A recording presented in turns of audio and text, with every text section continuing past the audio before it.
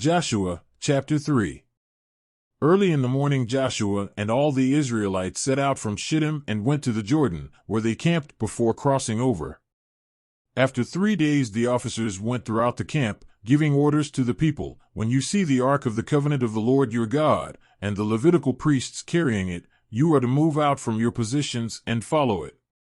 Then you will know which way to go, since you have never been this way before.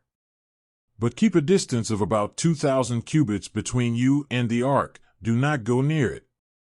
Joshua told the people, "Consecrate yourselves, for tomorrow the Lord will do amazing things among you." Joshua said to the priests, "Take up the ark of the covenant and pass on ahead of the people." So they took it up and went ahead of them. And the Lord said to Joshua, "Today I will begin to exalt you in the eyes of all Israel, so they may know that I am with you as I was with Moses. Tell the priests who carry the ark of the covenant, when you reach the edge of the Jordan's waters, go and stand in the river." Joshua said to the Israelites, "Come here and listen to the words of the Lord your God. This is how you will know that the living God is among you, and that he will certainly drive out before you the Canaanites, Hittites, Hivites, Perizzites, Girgashites, Amorites, and Jebusites. See, the ark of the covenant of the Lord of all the earth will go into the Jordan ahead of you. Now then, choose 12 men from the tribes of Israel, one from each tribe. And as soon as the priests who carry the ark of the Lord of all the earth, set foot in the Jordan, its waters flowing downstream will be cut off and stand up in a heap."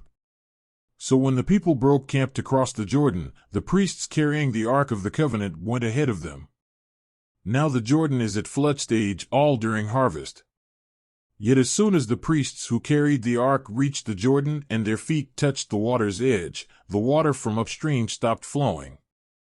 It piled up in a heap a great distance away, at a town called Adam in the vicinity of Zarethan, while the water flowing down to the Sea of the Arabah, that is, the Dead Sea, was completely cut off. So the people crossed over opposite Jericho.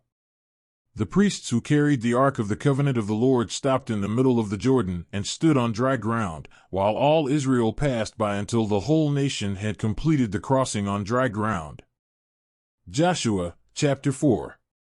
When the whole nation had finished crossing the Jordan, the Lord said to Joshua, "Choose 12 men from among the people, one from each tribe, and tell them to take up 12 stones from the middle of the Jordan, from right where the priests are standing, and carry them over with you and put them down at the place where you stay tonight."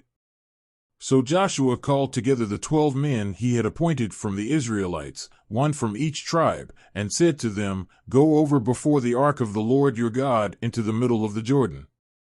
Each of you is to take up a stone on his shoulder, according to the number of the tribes of the Israelites, to serve as a sign among you.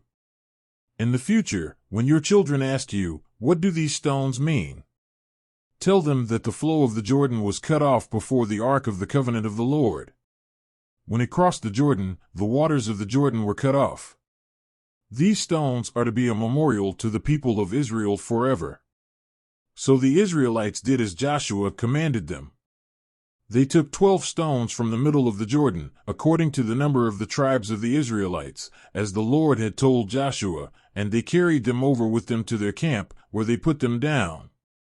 Joshua set up the 12 stones that had been in the middle of the Jordan at the spot where the priests who carried the ark of the covenant had stood. And they are there to this day. Now the priests who carried the ark remained standing in the middle of the Jordan until everything the Lord had commanded Joshua was done by the people, just as Moses had directed Joshua. The people hurried over, and as soon as all of them had crossed, the ark of the Lord and the priests came to the other side while the people watched. The men of Reuben, Gad, and the half-tribe of Manasseh crossed over, ready for battle, in front of the Israelites, as Moses had directed them. About 40,000 armed for battle crossed over before the Lord to the plains of Jericho for war. That day the Lord exalted Joshua in the sight of all Israel, and they stood in awe of him all the days of his life, just as they had stood in awe of Moses. Then the Lord said to Joshua, "Command the priests carrying the ark of the covenant law to come up out of the Jordan." So Joshua commanded the priests, "Come up out of the Jordan." And the priests came up out of the river carrying the ark of the covenant of the Lord.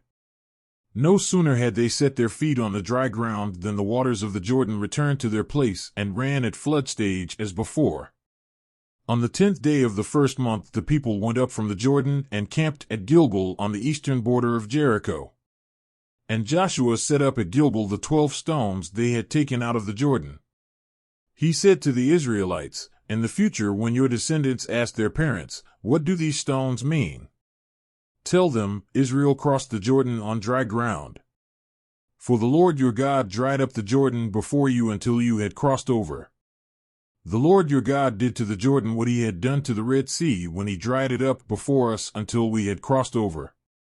He did this so that all the peoples of the earth might know that the hand of the Lord is powerful and so that you might always fear the Lord your God.